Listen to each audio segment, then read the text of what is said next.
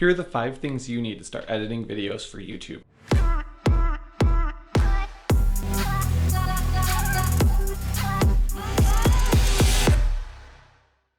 Alright, if you've been wanting to start making some YouTube videos, but you haven't quite figured out what exactly you need to get going, here are those 5 things that you have to have in order to start getting those YouTube videos created. You're obviously going to need a camera. I've got a few different ones. This is my Canon 6D.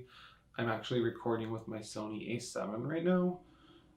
Each of these I have a handful of different lenses for. I've probably got like 3 or 4 different lenses for each of them. It's kind of nice because sometimes when I'm out on a shoot, it's nice to be able to have 2 different cameras with you. Each one can have a different lens on, so you're not wasting your time switching between different lenses. A variety of lenses is definitely going to be a good thing. You're definitely going to want some telephoto lenses if you want to get some of those distance shots. I personally really like prime lenses. Prime lenses just have a single focal length. I think they tend to be a little bit better. So you don't necessarily need a computer to start editing your videos. If you're on a budget and just want to get started, you can easily do that right on your phone.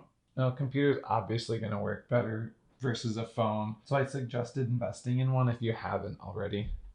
Even a lot of the newer cameras, you can transfer files right from the camera itself to your phone.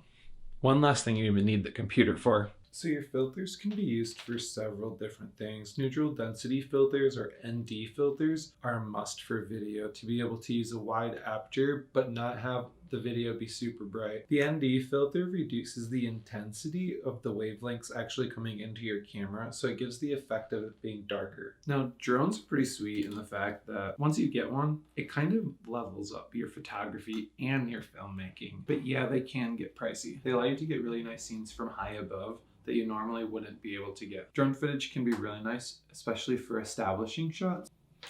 Now, gimbals are the perfect thing if you want to get that really smooth footage.